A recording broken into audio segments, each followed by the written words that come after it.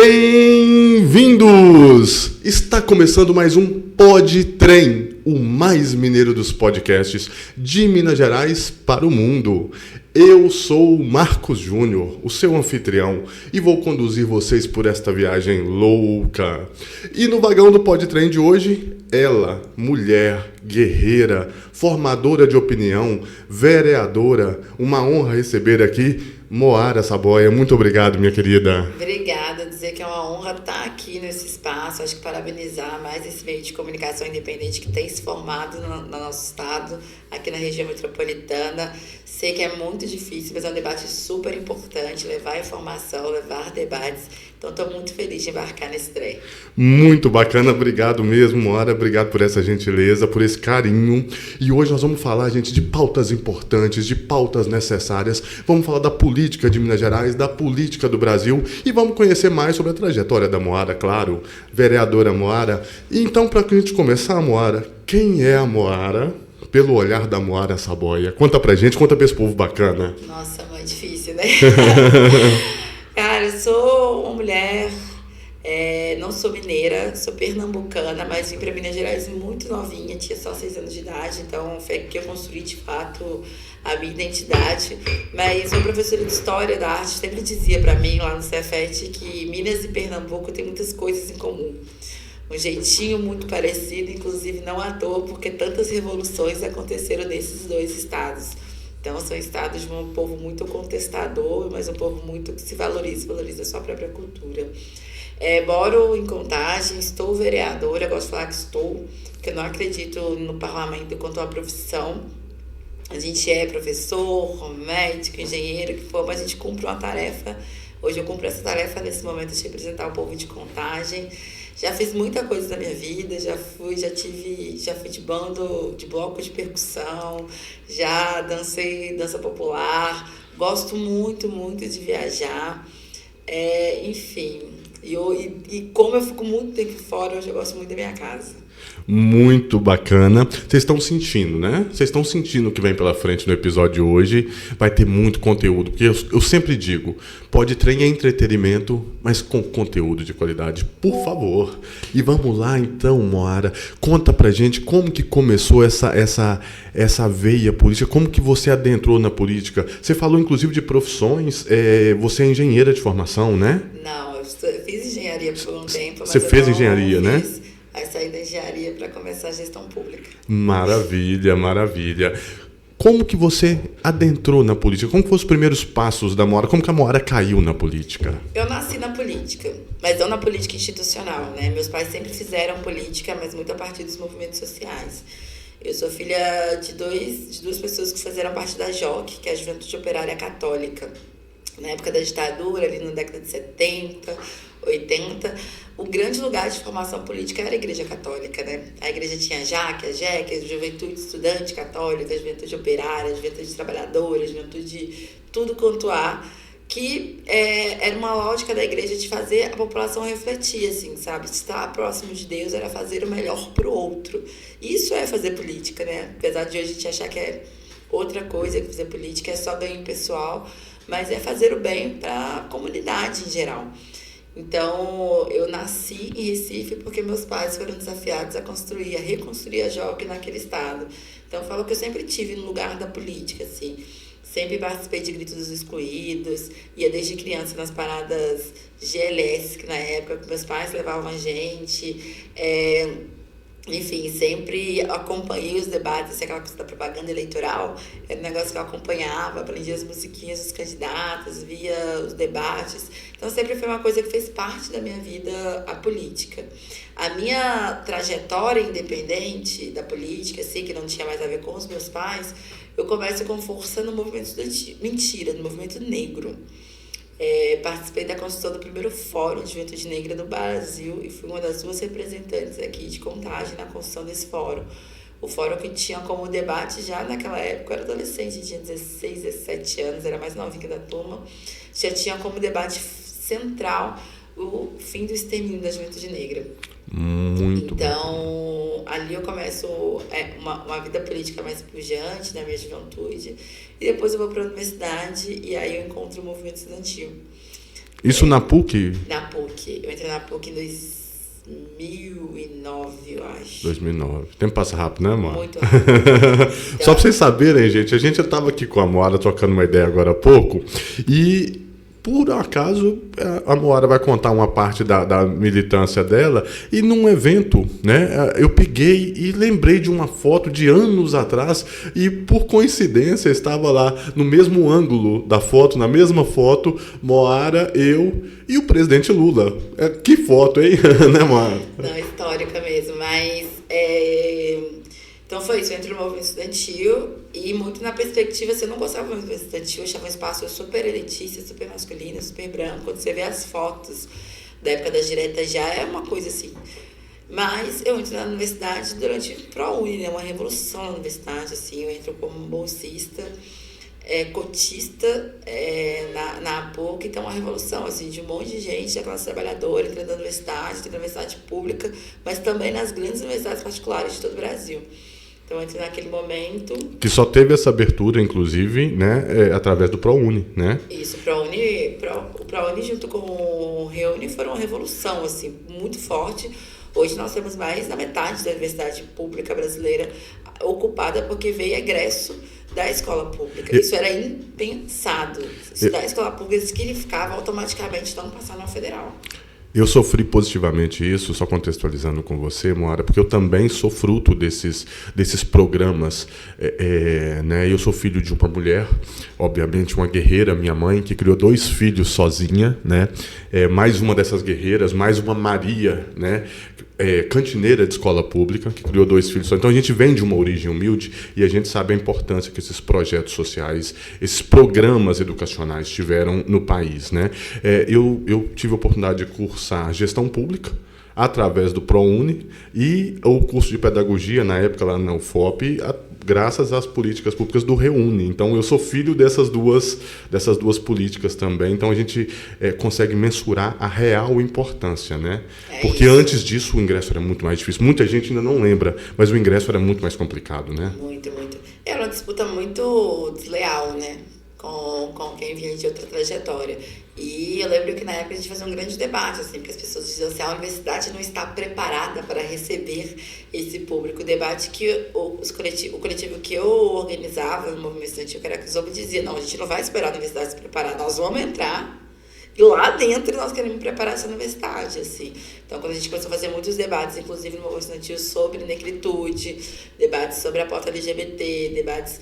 Era um debate muito forte ali, que me atraiu para o movimento estudantil, era pensar a universidade para fora dos seus muros. Porque a universidade era muito pensada, era quase uma autofagia para dentro de si mesma. Então, como é que aquele conhecimento todo poderia impactar e fazer diferença na vida das pessoas? Então, foi quando as universidades também começaram a formar seus próprios cursinhos populares, para quem não tinha dinheiro de pagar um cursinho caro, ter uma condição de se preparar. Enfim, entrei na PUC, entrei no movimento estudantil. Disputei a eleição do DCE, não ganhamos, perdemos para a época para a turma que era da base do Aécio Neves, muito recurso financeiro contra a gente, mas eu fui para a UE, que é a União Estadual de Estudantes. Então aquela foto, nossa, se eu não me engano, devia ser a posse da gestão seguinte da UE, quando eu estava saindo da UE. Provavelmente, já tem muitos anos, a gente não vai lembrar de detalhes, né? Foi uma posse incrível, né? Uma super honra. Acho que foi junto com o encontro dos professores, também estavam muito em luta, tanto que na foto tem a Beatriz Cerqueira, que é hoje deputada estadual. Na época, acho que ela estava transicionando entre deputada já e de sair da direção do sindicato. Inclusive, pegando o gancho, me dá licença, Moara, mas Beatriz Cerqueira, queremos a senhora aqui nessa mesa com a gente um dia, hein? Por favor, nos honre com a sua presença em breve. É isso. E aí, saí da UE, e aí, olha pra você ver como as coisas são loucas, né? Hoje a gente está no debate do Propag, do Zema Propag, que é esse acordo para pagar a dívida de Minas, que é uma dívida bilionária, gigante, que só cresce. E uma das propostas do Zema é entregar as UENGs. E na minha gestão da UE, o que a gente conseguiu como conquista foi a estadualização das UENGs. Não sei se todo mundo sabe, mas até poucos anos atrás, que é quando eu estava na gestão, tinha UENG que era particular, tinha UENG que funcionava, as pessoas tinham que pagar mensalidade para estudar na universidade estadual. Então, uma conquista da minha gestão foi a gente ter estadualizado todas as UENGs do estado de Minas Gerais. E hoje o Zema está querendo destruir. Então, foi isso, saí da UEF para a União Nacional de Estudantes, num período super difícil também, foi o período do golpe. Essa parte da Uni, você foi a primeira presidente mulher, ou presidenta, vamos chamar de presidenta, mulher negra da Uni, correto? Foi. Aí quando eu falo no começo assim, eu não gostava do movimento estudantil, era porque era isso. Você pensar assim, o movimento estudantil universitário, ele precisava ser feito por universitários. Então, na história do Brasil, quem era universitário? Os privilegiados. Quem conseguia chegar nesse lugar, e mais do que isso, estudar numa universidade de qualidade, porque a gente sabe é muito diferente para o movimento universitário de uma UFMG de uma universidade particular, que é fora da área central. E ainda ter tempo de fazer luta. Porque a nossa realidade também está na universidade e coincidir estudo e trabalho. Então, você tem pouco tempo para viver a universidade, a gente chamava de viver, que era uma das nossas lutas. Assim, a gente entrar era uma dificuldade, agora permanecer na universidade é outro desafio. A diferença que não faz uma bolsa, né, Moara? A diferença que não faz um bandejão. Um auxílio para comprar material didático. Eu lembro quando eu entrei na engenharia da PUC, no meu primeiro período tinha uma matéria que era obrigatório ter computador. Eu não tinha notebook. Sabe, eu tinha que comprar uma calculadora que na época custava, que o salário mínimo era R$600, que a calculadora custava R$350. Não, eu lembro bem da minha época de universitário, não lembro tão bem não, Samora, mas eu acho que o bandejão era algo em torno de R$1,50 ou R$2, cara. Aquilo é o que dava realmente pra gente que não vinha de família abastada poder se manter, se alimentar ali, ia no bandejão de manhã e à noite. Às vezes nem tinha cadeira em um desses períodos, mas ia pra almoçar, e às vezes tinha cadeira só à noite, mas ia pra almoçar de manhã, né? É desse jeito. Então, enfim, aí eu fui pra Uni, fui a primeira mulher negra a presidir a União Nacional de Estudantes.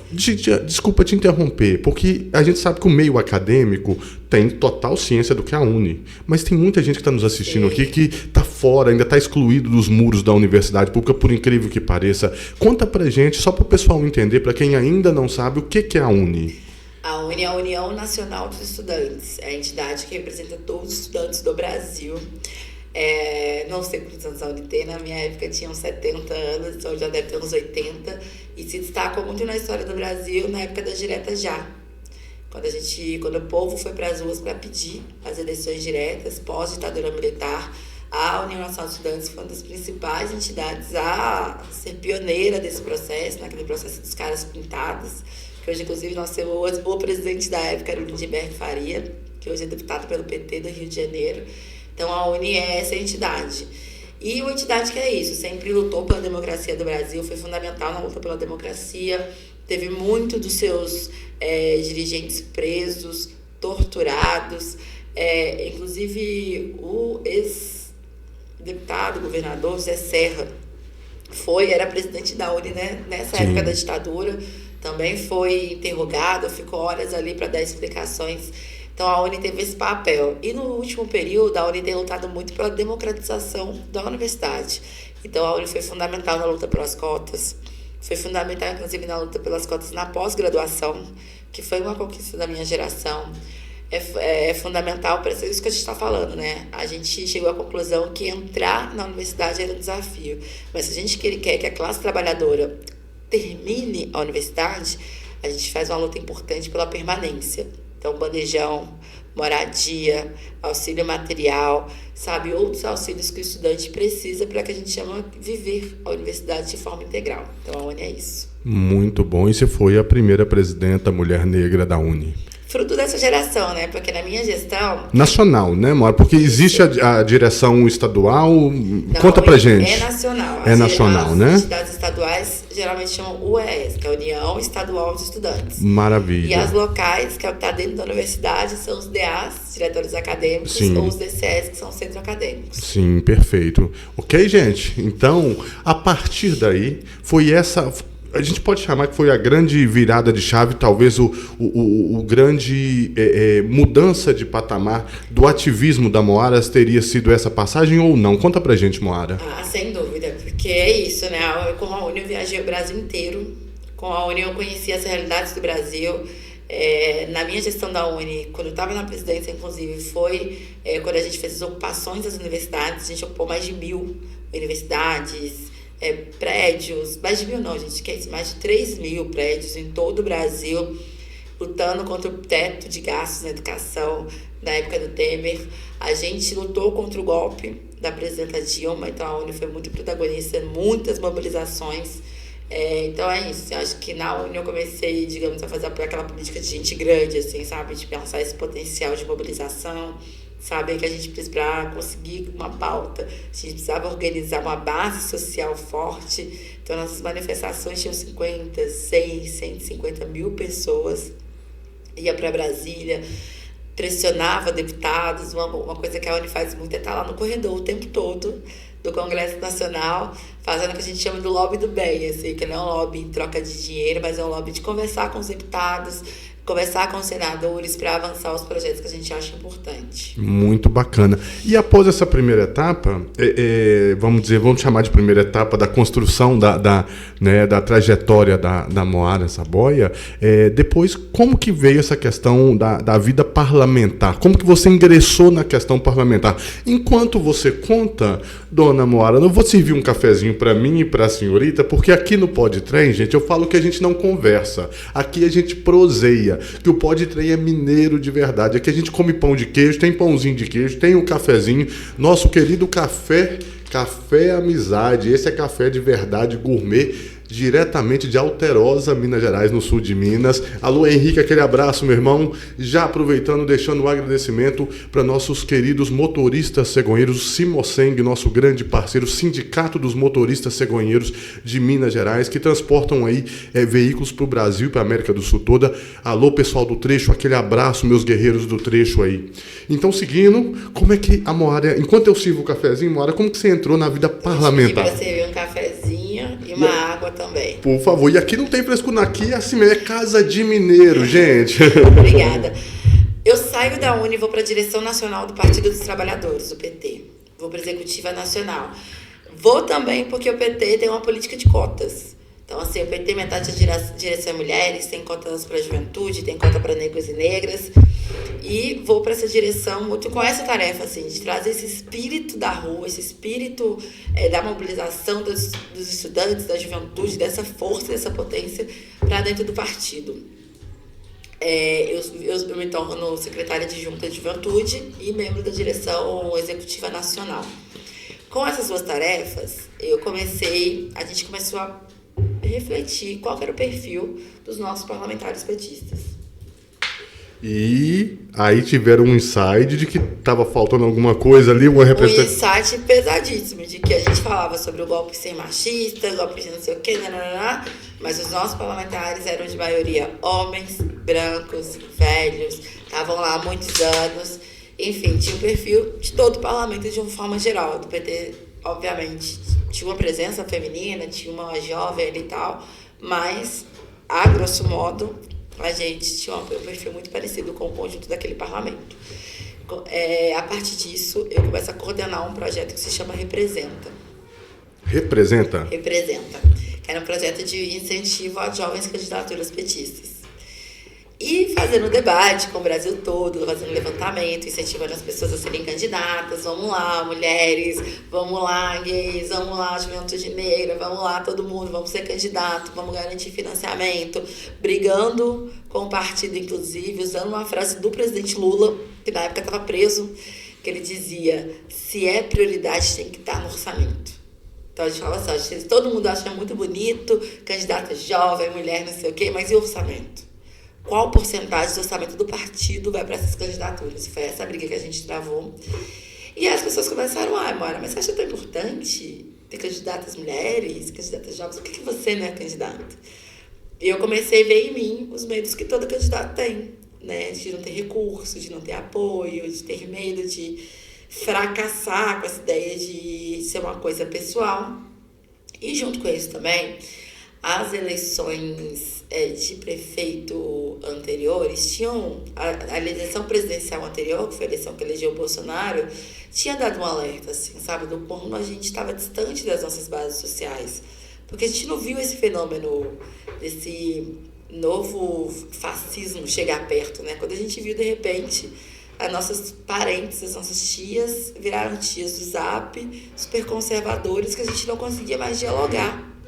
Porque o ódio tinha tomado conta das relações familiares brasileiras. E uma companheira nossa, Margarida Salomão, que hoje é vereadora, que hoje é prefeita de Juiz de Fora, que acabou de mandar para a Câmara um projeto para tarifa zero na cidade. Um abraço enorme para a Margarida também. Tarifa zero é um sonho de todos nós, ter acesso à cidade. Ela mandou essa semana o projeto para garantir que em Juiz de Fora ninguém vai pagar passagem em dia nenhum na semana. Ela começou com o final de semana, gostou, viu que deu certo. Tem um gasto na prefeitura, mas a conclusão é que o que gera de renda na cidade vale a pena. Conseguiram encaixar no orçamento. Na balança ali, viu que valia muito a pena. Custo-benefício, é melhor para a saúde, é melhor para a educação, é melhor para tudo. Assim, as pessoas circulam, é melhor para... Enfim. E a Margarida dizia, a gente disputa política nas cidades, é na base. Ela era deputada, estava se candidata a prefeita também, ganhando dessa vez.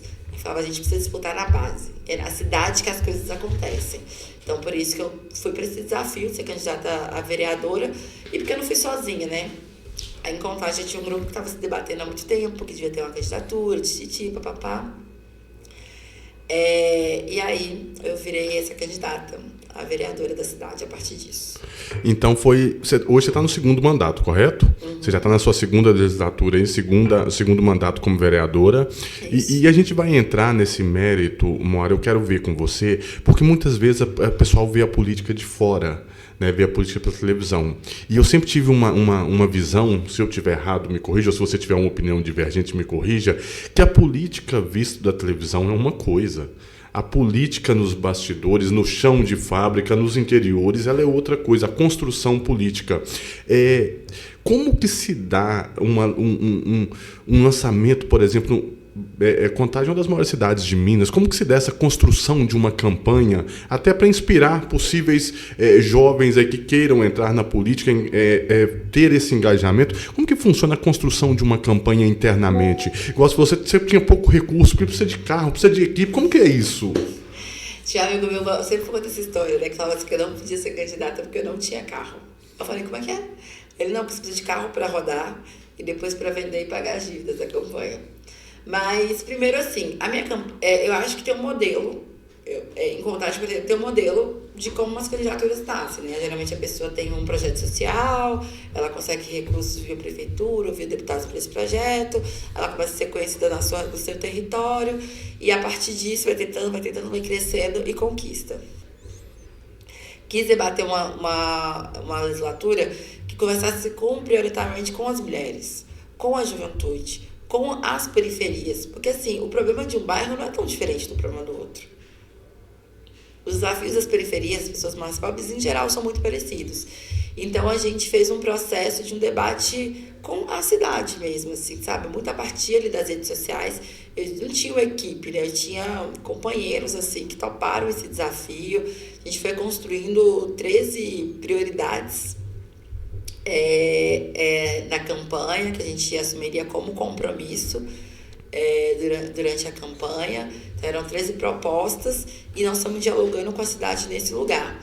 Eu acho que o nosso grande destaque foi justamente isso. Para fazer o que todo mundo fazia, já tinha todas as outras candidaturas. Nós topamos um outro caminho, assim, um caminho de um diálogo a partir das propostas, a partir de um projeto de cidade e usando o que a gente tinha na época, que era rede social, que era panfleto, e muito como a gente queria construir um outro modelo de política, foi uma construção coletiva mesmo. Eu lembro que a nossa primeira campanha era tão pobrinha que a gente mal tinha dinheiro, a gente tinha 5 bandeiras.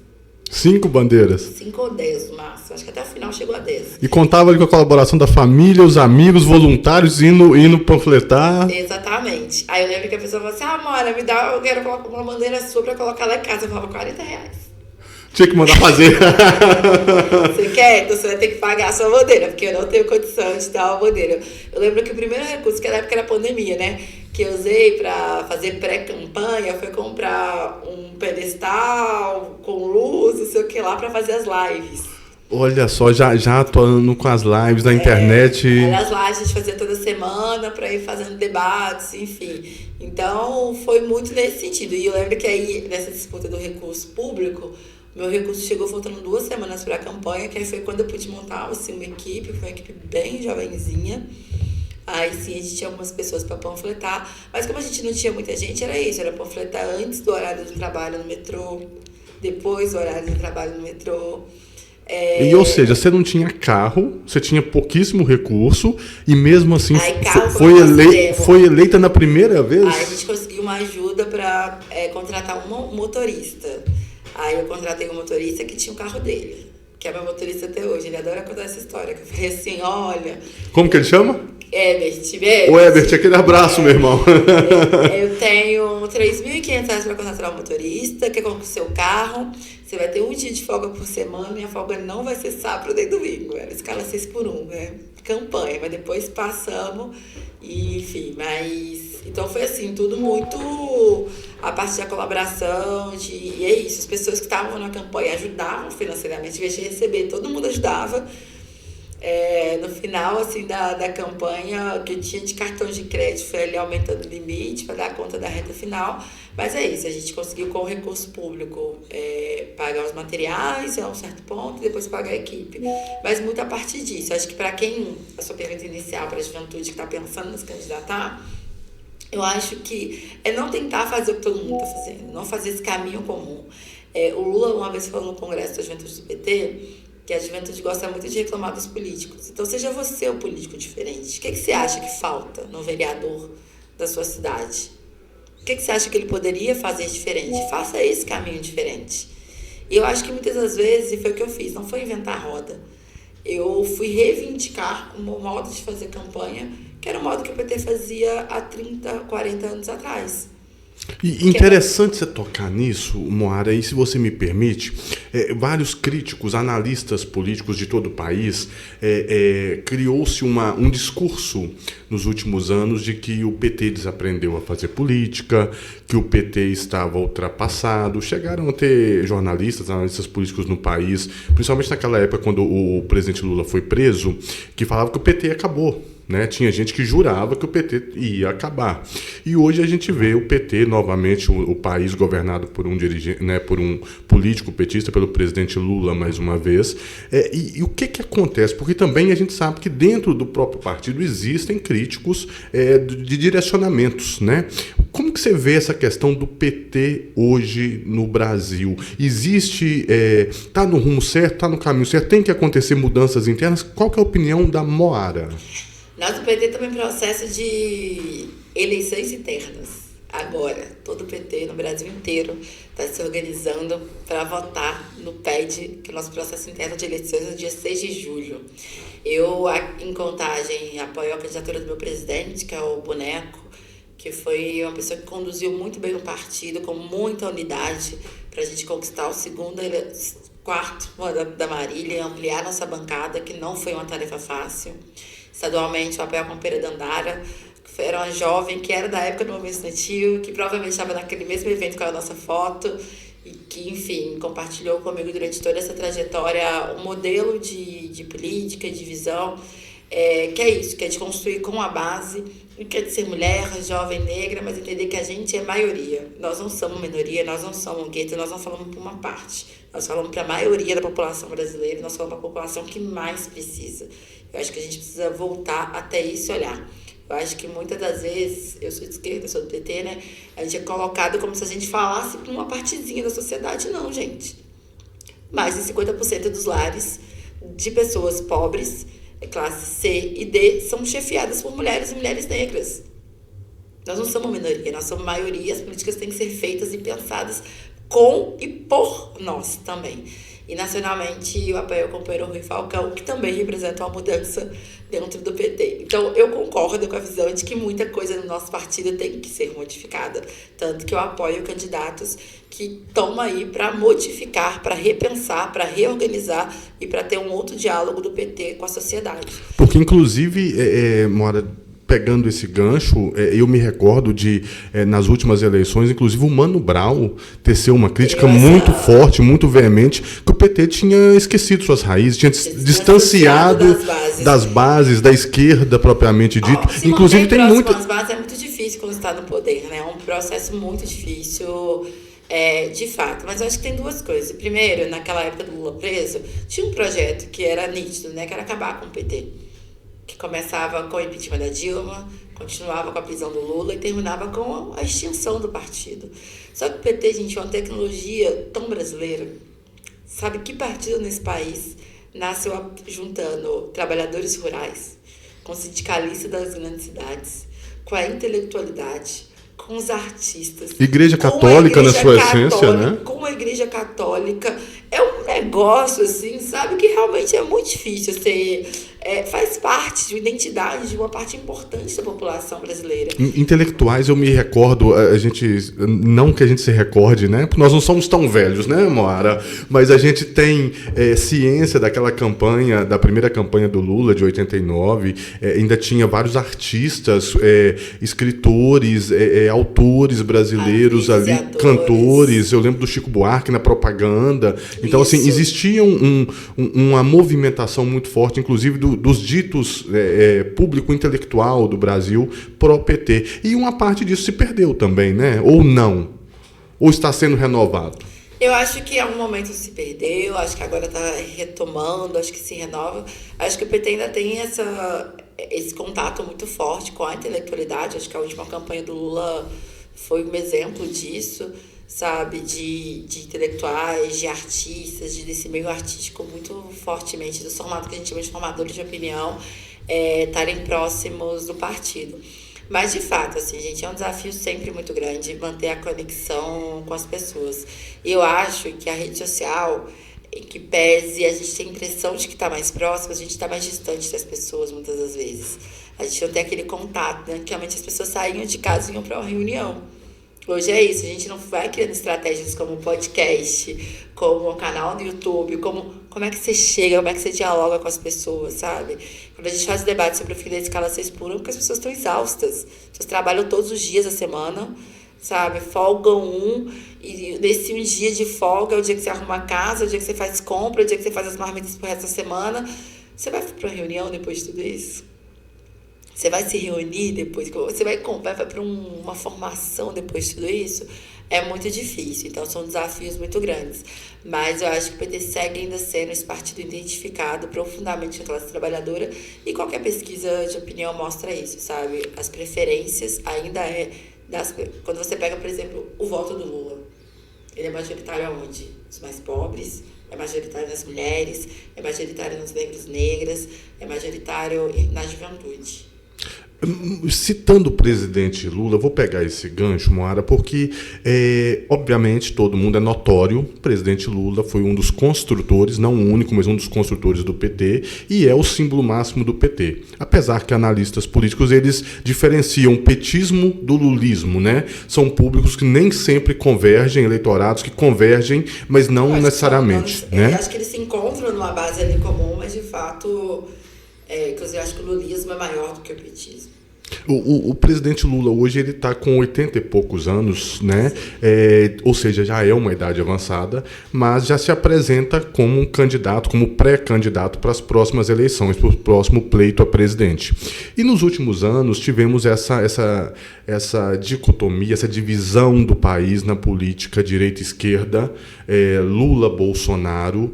Isso vai, na opinião da Moara, isso vai continuar? A gente vai ter nas próximas eleições esse lado A e lado B, direita e esquerda, se enfrentando e muitas vezes de uma forma até mais ríspida, mais agressiva.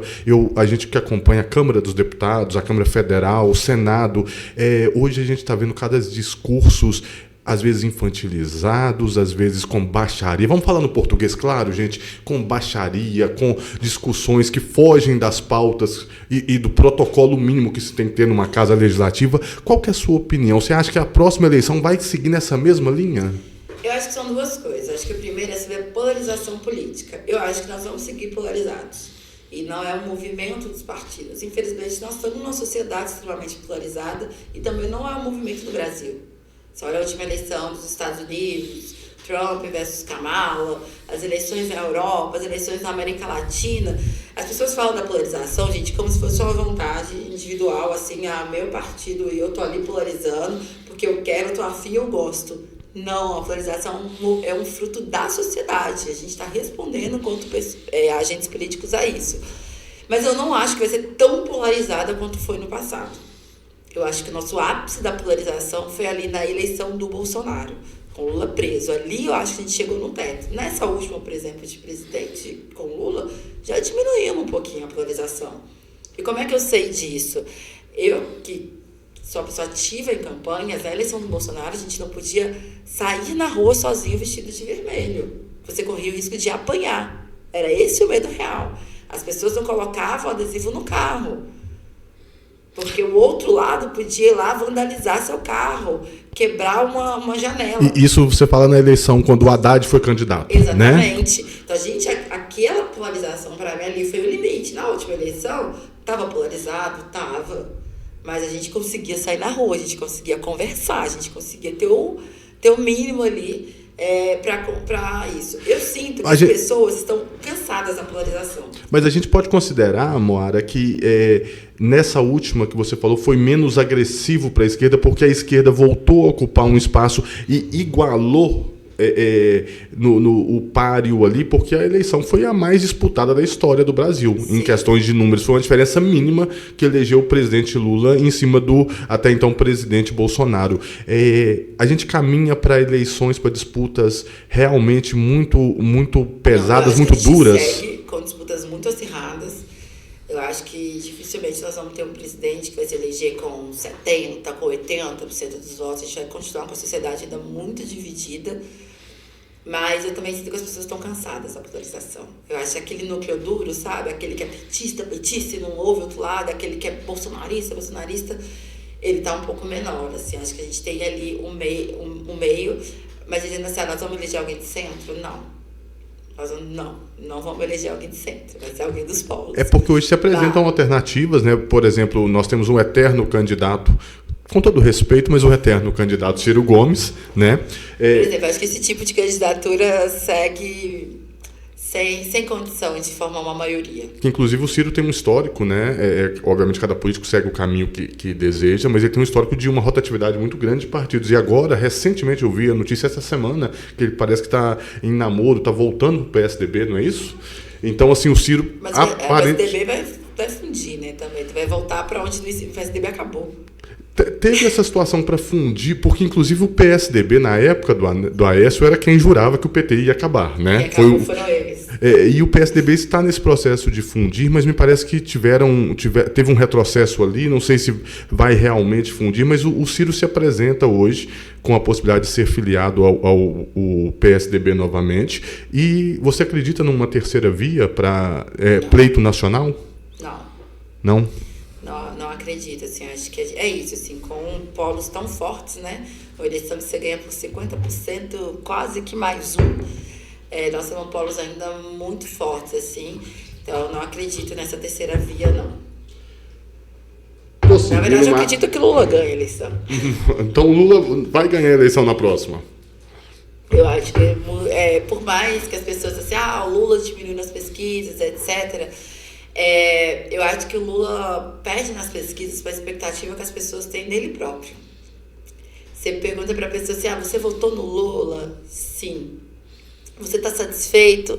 Talvez não, porque elas esperavam mais, né? Talvez elas tivessem uma lembrança do Lula de anos atrás, que a vida era melhor ainda do que é agora. E a vida das pessoas, de fato, a gente não conseguiu voltar ao patamar, assim, sabe, do que aconteceu na pandemia, com os anos sem aumento real do salário mínimo, sabe, com essa uberização, que é um desafio que a gente precisa enfrentar. sobre essa não qualidade dos empregos, sobre o quanto as pessoas trabalham, sobre como a vida tá cara, sabe? A gente precisa, começando a retomar agora o Minha Casa Minha Vida, mas ainda a gente acumulou um déficit muito grande. Nós temos uma realidade de uma juventude que não tem muita expectativa, né? Então, assim, meus pais eram pobres, mas eles tinham uma expectativa de comprar uma casa. Você pergunta para um jovem de 20 anos, pobre, se ele acha que ele vai comprar uma casa, um apartamento, provavelmente ele vai falar que não. Interessante você tocar essa questão geracional, sabe, Moara, porque a gente percebe que, inclusive, boa parte dessa juventude, que teoricamente, né, alguns críticos falam que as universidades são os termos que muitas vezes se usa antros da esquerda, né, de direcionamento ideológico da esquerda, mas a gente percebe que boa parte da juventude hoje, ela inclusive está com a direita, né? E você vê jovens, os que estavam na campanha do Bolsonaro, defendendo o Bolsonaro. Você tem no nosso estado, por exemplo, o deputado Nicolas, que é um representante da juventude, e todo um público jovem atrás também com a direita. Aonde a esquerda errou, ou não só um erro, vários erros, o que você acha que saiu de errado ali? A gente fala de comunicação como se fosse um trabalho intelectual, individual, e como a gente não estivesse tratando da comunicação hoje com as grandes big techs. Quem são os donos dos meios de comunicação do mundo? Que antes a gente discutia a comunicação, qual era o problema da comunicação no Brasil? A Globo, o SBT, não sei o quê, bilionários brasileiros. Agora nós estamos falando, gente, que a gente tem meia dúzia de homens, menos que meia dúzia, né? São 3 homens que controlam a comunicação no mundo inteiro. Sabe, eles são donos do Facebook, do WhatsApp, do Instagram, de todos os grandes meios de comunicação. Né? E a gente passa o dia todo olhando para uma tela e condicionando o nosso olhar a partir desse lugar. Então, é uma coisa, assim, a gente fala de comunicação, a esquerda tem que se comunicar melhor. Gente, mas assim, a gente não está falando de um negócio isento. Não estamos falando de uma corrida onde cada um coloca um tênis e anda. Nós estamos falando... Sabe aquele desenho da corrida que a gente usava para falar sobre a cota? Sabe? Já sei que de um lado tem um corredor que está com o campo todo livre, que acordou, se alimentou, e lá do outro lado tem o corredor... A pista de obstáculo. Uma pista de obstáculo sem sapato. Então, é mais ou menos esse campo, assim. Então, acho que esse lugar da comunicação é muito importante para a gente pensar como a juventude tem se organizado, como a juventude tem pensado. Gente, a gente passa o dia todo olhando uma tela que fica mandando informações pra gente. E que informações são essas? Muito bacana. Que mundo é esse? A partir de que lugar que eu tô refletindo e enxergando o mundo? Ou seja, são revisões que têm que ser feitas necessárias, na opinião da Moara. Eu acho que não só revisões, a gente precisa regulamentar a comunicação no Brasil. A gente não pode ter redes sociais, por exemplo, que a gente tem meninos aprendendo que podem matar meninas. A gente não pode ter redes sociais no Brasil que organize jovens para ir no show, como foi da Lady Gaga, para se explodirem no meio de uma multidão. A gente não pode ter uma rede social, por exemplo, quando a gente vai fazer um debate sobre uberização, comece a jogar informações mentirosas. Que o Uber é um microempresário, um microempreendedor. Para a população brasileira. Então, a gente precisa, de fato, regulamentar esse espaço. A internet não pode ser terra de ninguém, porque isso, inclusive, é perigoso para a nossa democracia. Então, a vereadora Moara, ela é favorável à regulamentação das redes sociais, das mídias? Completamente. Gente, a gente tem um exemplo ótimo agora, né, que são esses jogos do Tigrinho. Sabe, qual a porcentagem do Bolsa Família não vai para esses grandes... para o dono desses jogos? E nenhum é brasileiro. Moara, você citou essa situação, me remeteu que foi recente, agora, mês passado. Obviamente, você é uma parlamentar, mas numa instância estadual, mas na instância nacional, que é o mesmo procedimento, guardadas as devidas proporções, mas é o mesmo protocolo, né, proporcionalmente. A gente teve lá aquela sessão, aquela fatídica sessão da CPI, dos jogos, das apostas, com a Virgínia. Moara, o que foi aquilo? Me conta, o que os nossos parlamentares, e aí eu faço críticas a políticos de direita e de esquerda também, muitas vezes, que está virando um espetáculo. A gente percebe, olhando de fora, pelo menos, tá, Moara? Que está virando um espetáculo. O Senado, a Câmara dos Deputados, discursos muito inflamados. O parlamentar ele já começa a falar com o celular na mão.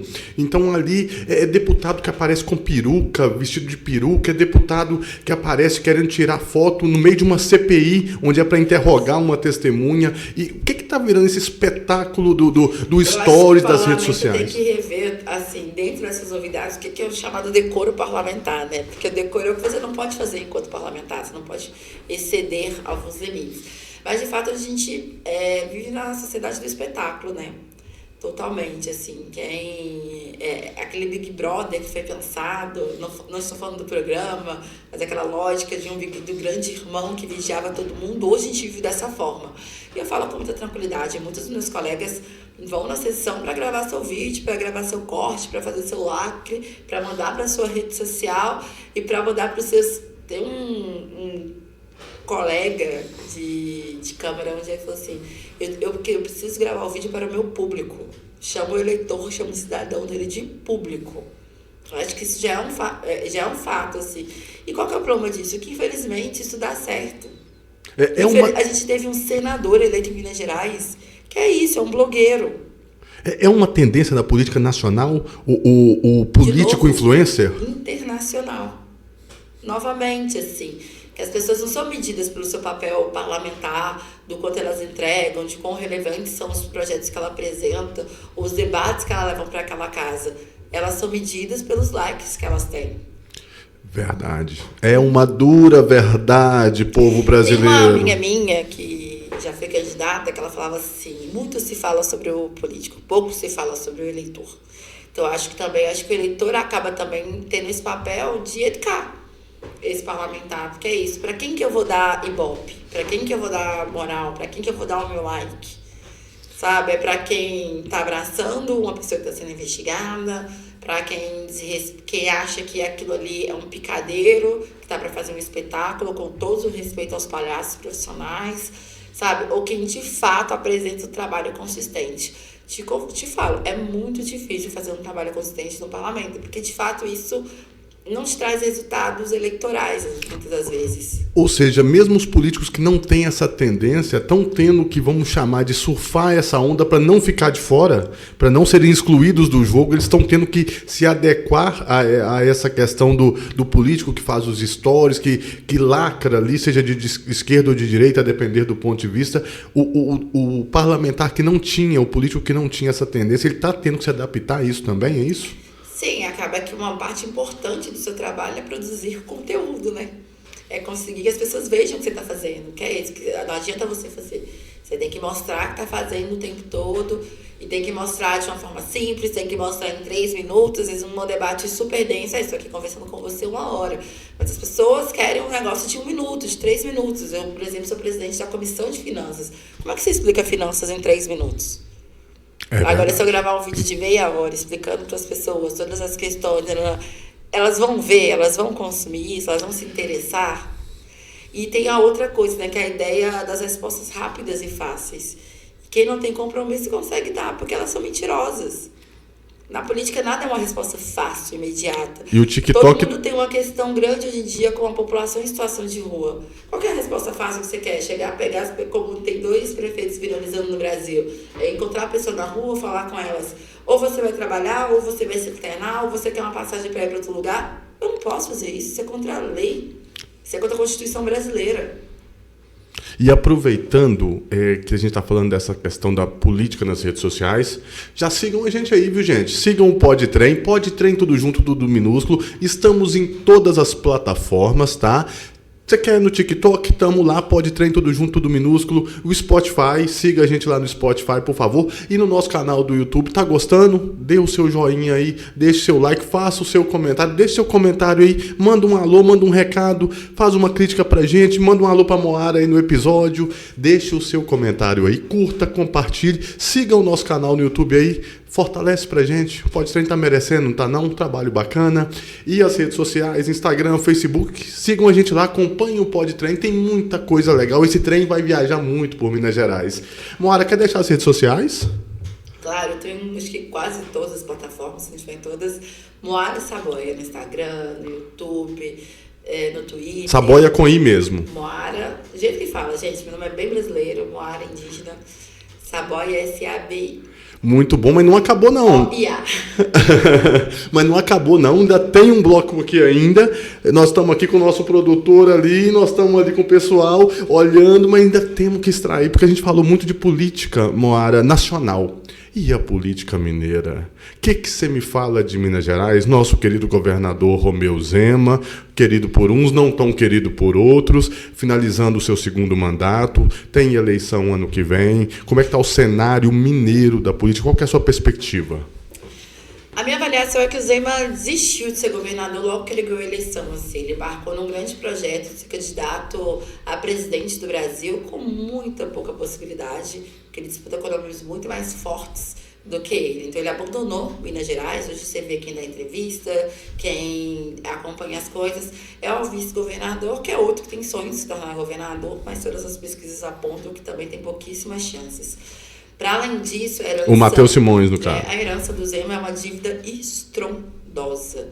Já são mais de 6 anos sem pagar a dívida de Minas Gerais, o que torna o nosso estado um estado com muita dificuldade de ser governado. Se não fosse o papel da Assembleia de Minas Gerais e do senador, do nosso senador, para ir ao governo federal, porque nem isso nosso governador foi, para negociar a dívida e pensar uma forma de pagá-la, a gente, pós-Zema, nós íamos entrar num buraco muito profundo.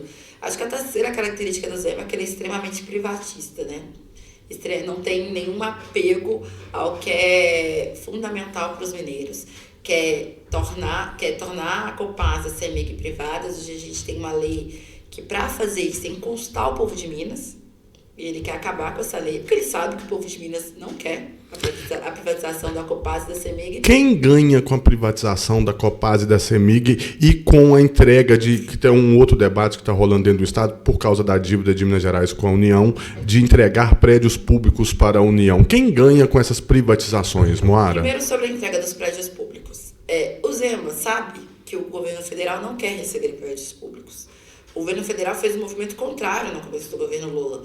Ele mapeou os prédios públicos que tinham da União e está entregando para o município, procurou a Prefeitura de Contagem, entregando para o Estado, entregando, inclusive, por exemplo, prédios que dão para fazer moradia popular, entregando para a sociedade civil e financiando essas moradias em lugares mais centrais. Então, o governo federal não tem interesse em prédio público. Qual que é a grande questão desse projeto de lei? É que eles dizem o seguinte: eu entrego o prédio público para a União, para o Lula, se ele quiser. Se ele não quiser, eu posso vender com 40% de desconto.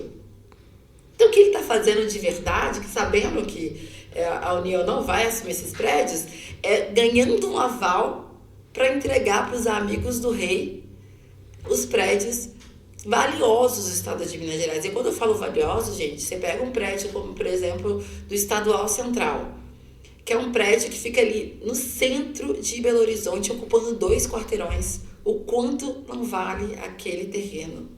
Prédios como o Palácio das Artes, sabe? Prédios nobres, como os da UENGs, que estão espalhados aí no estado inteiro. Então, o que ele está pedindo para a Assembleia não é para entregar os prédios para a União, porque ele sabe que a União não quer prédio. O que ele está pedindo é o aval para entregar os bens públicos do Estado com quase 50% de desconto. Ou seja, segundo o que você está falando, ele está mascarando um projeto com uma segunda intenção, o governador Zema, para... o que ele faz o tempo todo, né? Todo projeto tem assim, tem um milindre, tem uma coisinha, e você vê. Agora, por exemplo, eles estão no debate, já vão abrir as contas e dizer quanto dão de isenção fiscal. As isenções fiscais em Minas Gerais, quando ele entrou, eram cerca de 5 bilhões. Hoje são 22 bilhões.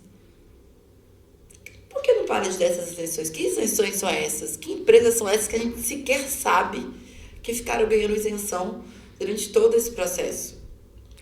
A gente saiu da eleição, o Zema deu desconto do IPVA para as locadoras. Sabe quem foi financiador da campanha do Zema? A Localiza. Então, logo depois da eleição, ele já pagou o investimento que os amigos... Então, assim, é um governo que é muito pensado para financiar os amigos do rei. E é o tempo todo uma maldade, o tempo todo uma questão. Como foi a coisa dos pedágios na região metropolitana. Você imagina, a gente tem um transporte horrível na região metropolitana. Qualquer pessoa que mora na região metropolitana, gente, e pega aqueles ônibus vermelhinhos, sabe que são os ônibus caros, sem qualidade, que passam quando querem e que geralmente à noite e no final de semana inexistem.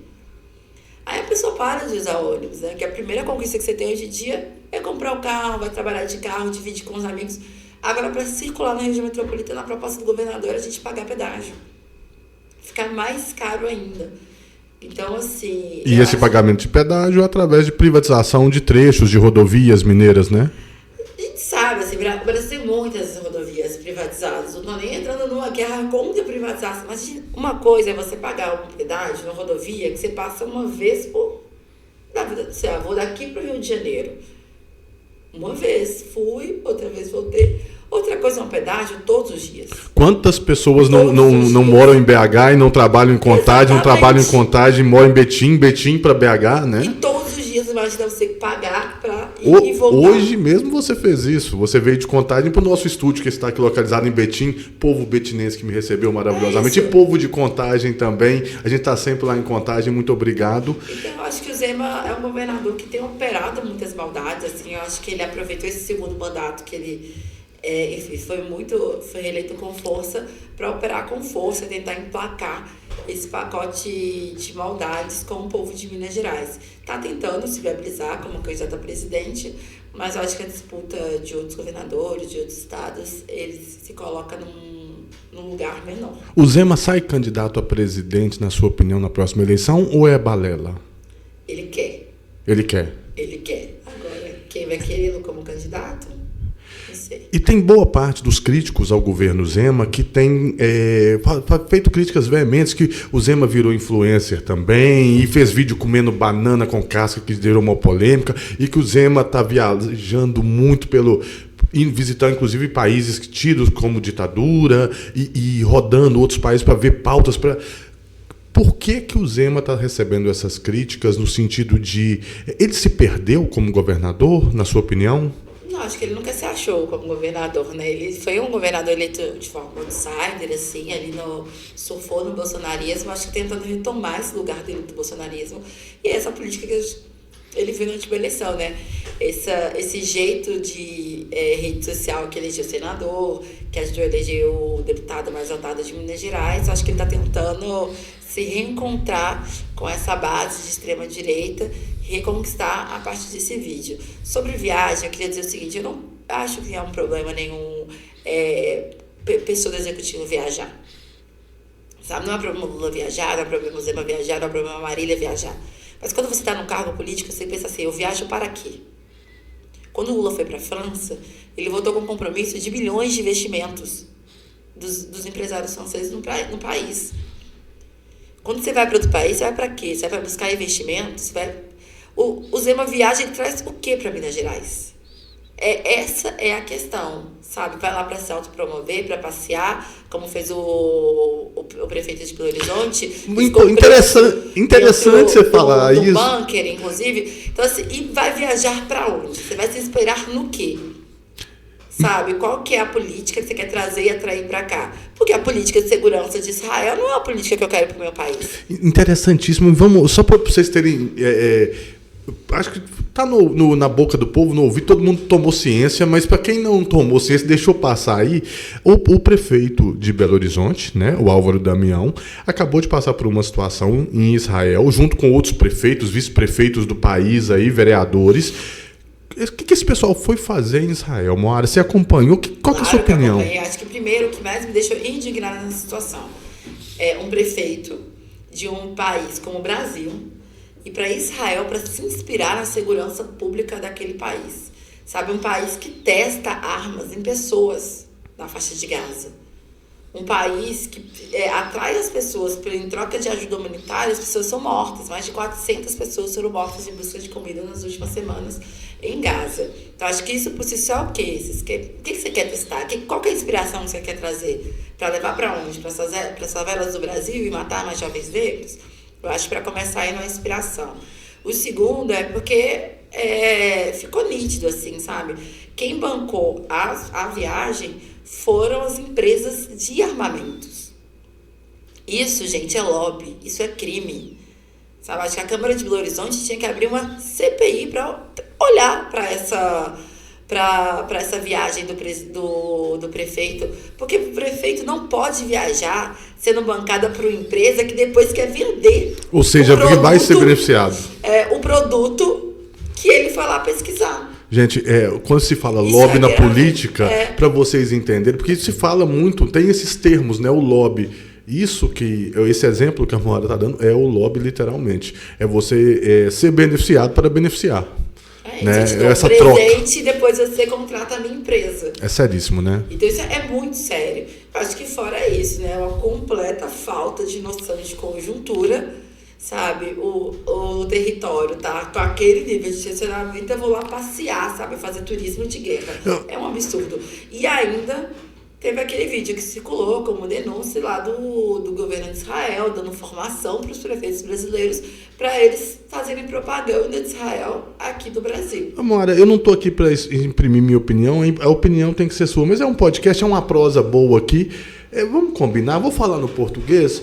É uma falta de senso. Ou, gente, ou a pessoa está muito mal informada, ou os assessores estão muito mal informados. Porque você ir para uma zona de conflito mundial, não estava em guerra propriamente dito ainda, mas para uma zona de conflito, independente da pauta, do que foi ver ou aprender lá. Eu não sabia, quando eu vi as notícias pela internet, eu não sabia se eu ria, se eu chorava, porque o termo que se usou muito foi turismo de guerra mesmo, né? Eu acho uma pena, né? A capital dos mineiros está sendo governada, está sendo dirigida, enfim, por uma pessoa nitidamente desqualificada para estar nesse espaço.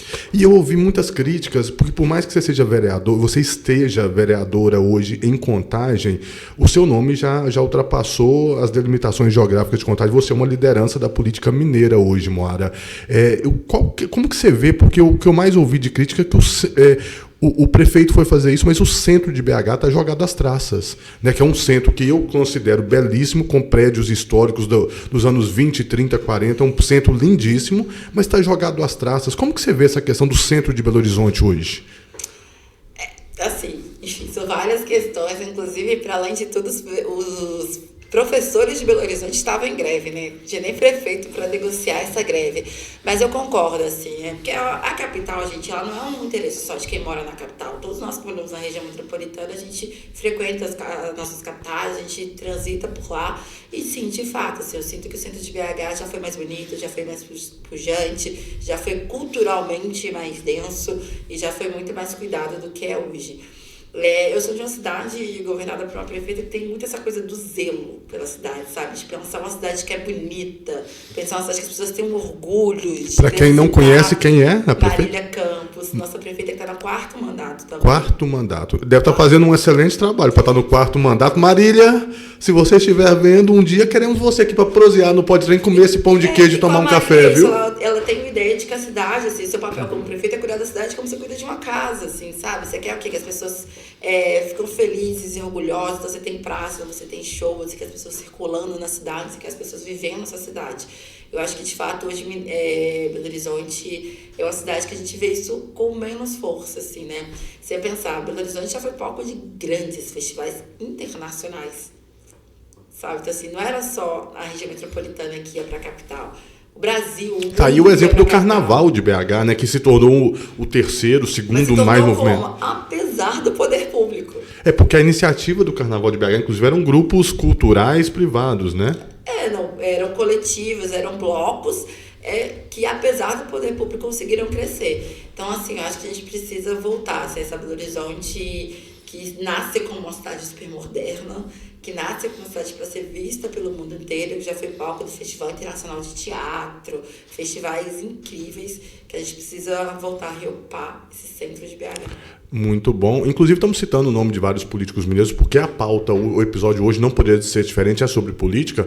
O espaço do Pode Trem é democrático, como tem que ser, é plural. Está aberto a todos vocês para sentarem aqui. A Marília, o Álvaro Damião, venham comer um pão de queijo, tomar um cafezinho com a gente. O café nós já temos patrocínio, que é o Café Amizade, lá de Alterosa, no sul de Minas. Pão de queijo ainda não tem um patrocinador, não. Quer ser patrocinador do Pode Trem? Entre em contato com a gente, manda um DM lá no Instagram, no Facebook. A gente está querendo fechar parcerias. Em pão de queijo, estamos precisando de um aqui nessa mesa. Vamos lá, Moara Saboia. Mais uma vez, uma honra te receber.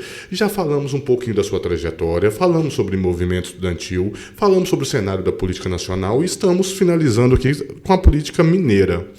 Quem vem candidato? Qual que vai ser a disputa? Hoje, o que circula aí nos corredores, os nomes? Qual que vai ser a disputa para governo de Minas Gerais ano que vem? Na sua opinião, quem que você vê circulando os nomes? Eu acho que o principal candidato assim, que já se lançou... Seria o Nicolas...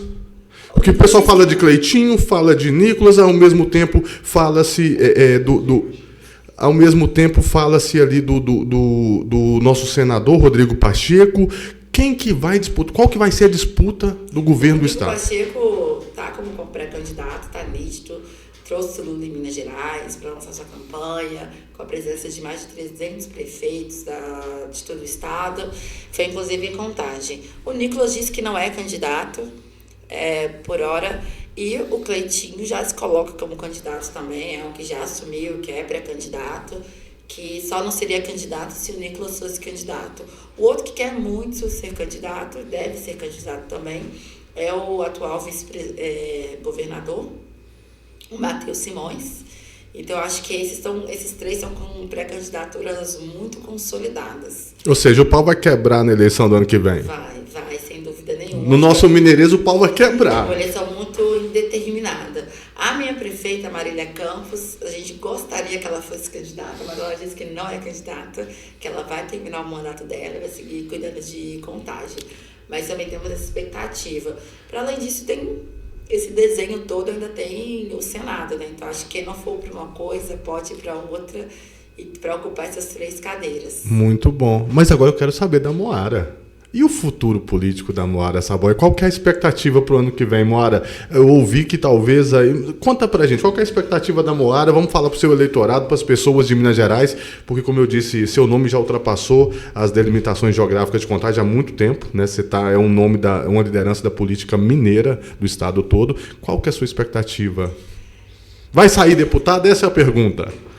Quero ser candidata a deputada, sou pré-candidata a deputada estadual. Fui candidata na última eleição, tive quase 39 mil votos, fiquei na primeira suplência do PT. Então, estamos na expectativa, sem dúvida nenhuma, assim, de contribuir para o estado de Minas Gerais como um todo, ocupando uma cadeira da Assembleia, que eu acho que é um desafio muito grande. Né? A Assembleia de Minas Gerais demorou mais de 200 anos para ter a presença de uma mulher negra na Assembleia. Eu acho que hoje a gente tem, a nossa tarefa é ampliar e tornar a Assembleia uma casa mais a cara do povo de Minas. E como você pretende? Então, você está anunciando que você pretende sair como candidata, ou seja, teoricamente você já se coloca como pré-candidata a deputada. Só para quem está nos assistindo entender suas pautas. Porque aqui no Podtrem, gente, a gente estuda sobre o convidado, tá? A gente tem aqui um roteirinho que a Melissa cria pra gente, nossa produção manda pra gente e a gente vai estudando sobre o convidado. Então, eu sei que você tem a pauta ambiental, a pauta da educação, a pauta da cultura. Conta pra gente quais são as pautas, as bandeiras que a Moara defende. Muitas pautas, muitas bandeiras. É isso que você falou, assim, meio ambiente, educação, cultura, saúde, transporte, mas uma pauta muito metropolitana. Dos meus 39 mil votos, 33 foram na região metropolitana, tive inclusive 1.500 votos em Betim, porque eu acho que a gente precisa ter um olhar, sabe, sobre as cidades, assim, as grandes cidades do nosso estado. Minas Gerais é um estado muito grande, ele precisa se organizar de forma metropolitana, não só aqui na capital, mas um conjunto de toda Minas Gerais. Mas, de fato, eu tenho me aprofundado muito sobre essas pautas que você falou anteriormente, assim, a pauta do meio ambiente, pensar as periferias colada com essa questão ambiental. Eu acho que por muitos anos a pauta ambiental foi uma pauta muito elitista, pensada para a elite branca, mas acho que precisa ser pensada na perspectiva do povo.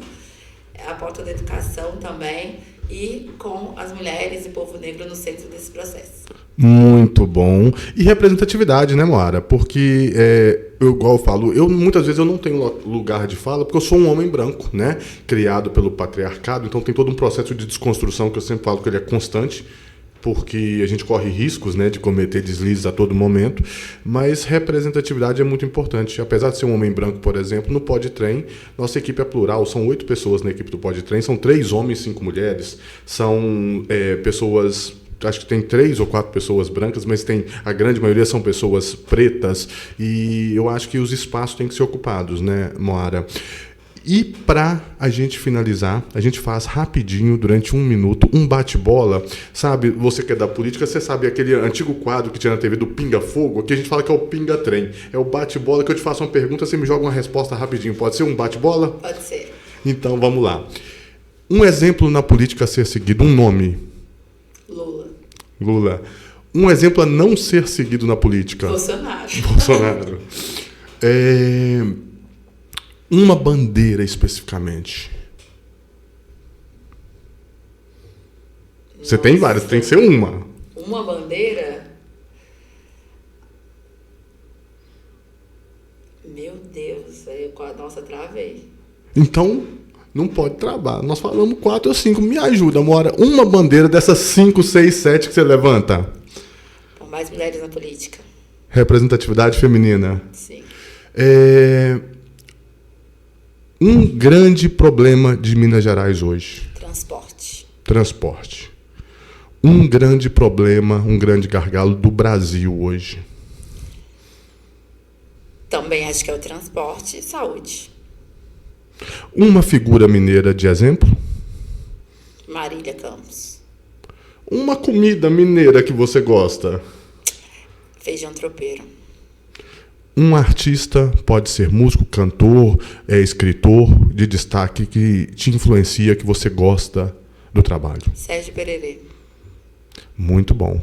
E é com esse bate-bola, esse pinga-trem, hoje o Pode Trem teve o prazer de receber a nossa parlamentar, a nossa vereadora mineira, Moara, essa guerreira que veio aqui, tirou um tempinho da agenda complicada dela, diretamente de Contagem, para vir no Pode Trem. Então, Moara, muito obrigado por ter participado, por ter aceitado participar do Pode Trem. Uma honra te receber. E deixa um recado final aí, deixa um recadinho para o nosso público, para o seu público, para quem está assistindo a gente. Queria agradecer muito, muito o convite. Vida longa ao Pode Trem. Gente, sigam, compartilhem, manda para os companheiros, para os amigos. Agradecer muito mesmo esse bate-papo. E dizer assim, me sigam nas redes sociais, @MoaraSaboia. E podem mandar dúvidas, críticas, sugestões. E dizer, gente, que às vezes a política é chata, é difícil, é cansativa, mas ela é feita para a gente desistir. Que a gente possa ocupar cada vez mais e transformar a política. É com esse recado bacana dessa guerreira, dessa parlamentar mineira, dessa vereadora Moara, que encerramos o episódio de hoje. Eu vou, mas eu volto, porque o Pode Trem é de Minas para o Brasil todo. É plural, é progressista, é para vocês, feito com muito carinho. Pode Trem, o mais mineiro dos podcasts. Muito obrigado a todos vocês.